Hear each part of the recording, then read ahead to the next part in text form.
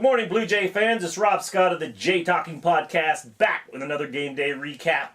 I intended to do this last night, but there's been some friction in my relationship with my wife. She would like to see me in bed more often with her. So these recaps take some time. They're late into the night. And I said, listen, I tell you what, if this game goes into extra innings last night, I'm going to come up. I'm going to make sweet, sweet love to you. So, I had to stay to that promise. And that's exactly what I did. Now, I could have come back down because it only lasted about 4 outs. And, but I didn't. I chose to cuddle and love and, you know, get into that relationship juice.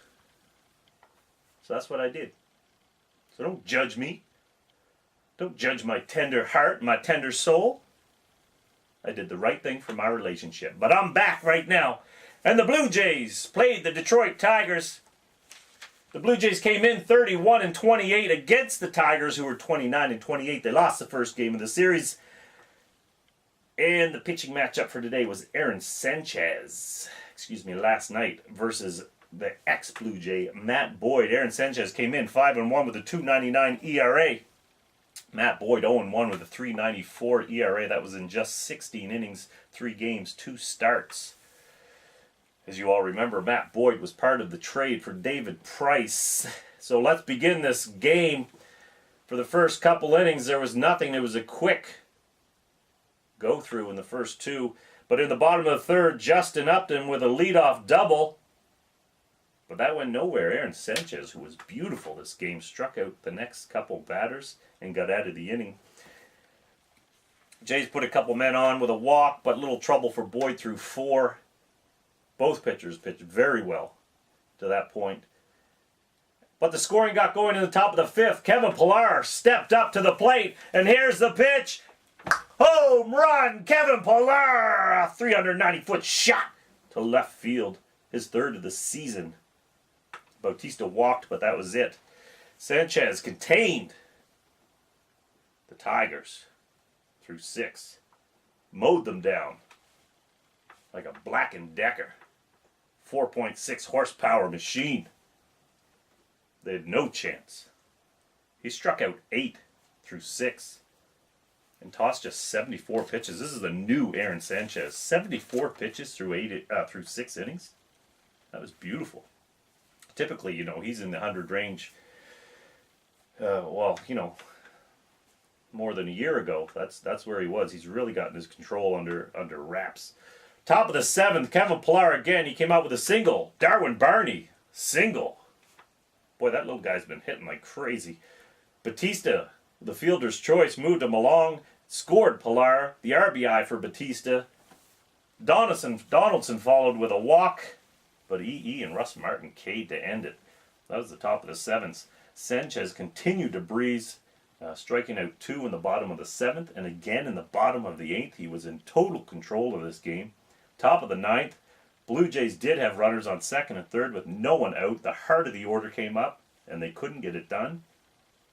And that ultimately could have been costly, because in the bottom of the 9th, Jose Iglesias came out with a single. Ian Kinsler doubled for the first run off Aaron Sanchez. Aaron Sanchez had given up just 1 hit coming into that inning. On came Osuna. Romine sacrificed. Osuna dusted Cabrera up and in. And then Cabrera, the veteran, doubled off him for another RBI to tie the game at 2-2. Jays did nothing in the top of the 10th, and then in the bottom of the 10th, while I was making sweet love to my wife, the Detroit Tigers were screwing the Toronto Blue Jays. Biagini came in, but he gave up a single, a walk to Saltalamacchia, Iglesias with a sack, and then Ian Kinsler with a game-winning RBI single. And the Detroit Tigers came back and won 3-2 against the Blue Jays. The Blue Jays offense held to just 5 hits in this game. 3 the game before. That's 8 total hits in the last 2 games. They did walk 9 times, but they left 22 men on base. Are you kidding me? Come on, get that done. That's probably their biggest problem. Runners in scoring position is definitely one of their top issues. Well, no, let's not say that. They got a lot of issues on offense right now. Everybody's in the dumper just about. I mean, Josh Donaldson is hitting 245. Eddie's hitting 240. Russ Martin's hitting less than 200. Troy Tulowitzki, who's on the DL, was hitting 209. Ryan Goins isn't hitting anything. You know, you got Darwin Barney, who's playing over his head right now. On the Jays' offensive side, Jose Bautista was 0 for 4 with an RBI, his 39th of the season. Russ Martin did get a hit. He was 1 for 4 with a walk. Michael Saunders 1 for 3 with a walk. Kevin Pillar had the big game for the Jays. He was 2 for 3 with 2 runs scored, a home run and an RBI. Barney, as I said, 1 for 4. Devin Travis was 0 for 4, now hitting 176 with the Jays. Josh Donaldson 0 for 2, but he did have 3 walks. Detroit, Justin Upton was 2 for 4 with a run scored. Jose Iglesias was 1 for 3. He scored a run. Ian Kinsler with the game-winning RBI. He was 2 for 4 with 2 ribs, a double, a walk, and a run. And Miggy was 1 for 4 with a ribby. As I said, the Jays were held to just 8 hits. That's embarrassing. And you know what? I'm not just being a negative Nancy here. I see some issues. You know, someone had posted on Twitter that Gideon Turk had posted about Russ Martin's catching numbers. They are the lowest thrown out rate among catchers who have caught at least 275 innings this year. So when you see that, to me that indicates that's more than an issue on the offense. This could actually be an aging issue. You know, if his defense is declining at the same rate as his bat is declining, and he's locked in at 18 mil, 20 mil for another 2-3 years, man, that's an ugly contract to be stuck underneath. You know, but you see his bat, how much more is he going to improve? I mean, you expect certainly he's not going to be a sub-200 hitter. You expect him at least to get to the 250, so has he got a big surge ahead of him? Jose Bautista is doing what Jose Bautista does. I don't expect a lot of bump from him. Josh Donaldson hitting 245. You expect to see that average come up a little bit, but he's also hit in the 250s before, so, you know, maybe he's off and on from season to season. Eddie is driving in a lot of runs, despite the low batting average and the, you know, average OPS. There's issues on this team. Devin Travis, we don't have a clue what Devin Travis is. Not a fucking clue. I mean, he's always hitting the minors, and he hit for the little bit he was up with Toronto, but you can't gauge a guy in the few at-bats he's had about what he's going to be and project him out to say, yeah, this guy's going to be an all-star. So that's an issue. There's issues all over this offense. And right now they're the 18th ranked offense in the majors. I think at this point we just hope they get to top 10. You know, we're not looking at the number 1 offense again. That is a pipe dream that is not coming back. That is not coming back. You know, we look at this offense and the issues they have. I'm happy top 10. If they can get back up into the top 10 with this pitching staff, that's going to be just fine. Well, the bullpen is the issue too. You know, I said in an early podcast, I believe in the law of averages, and this team, this bullpen, had a career 4.03 ERA coming into the season. I projected them, that's what they will be. And that's when they were doing better, 3.5, 3.6s. Now, there's always things that go into that, age, injury, to kind of make the prediction of the law of averages.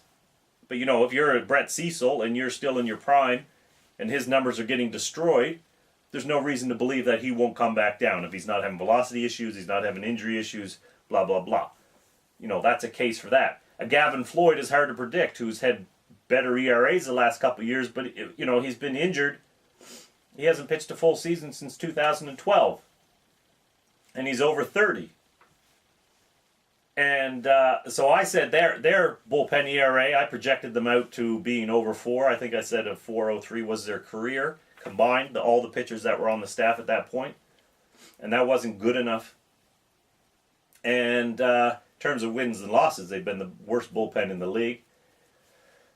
And right now, their ERA is over 4. So they're right about where I suggested they would be. But let's talk about Aaron Sanchez. He threw 98 pitches last night, and he was brilliant. Despite what happened in the ninth, falling apart a little. Well, I mean, he didn't fall apart. He gave up a couple hits.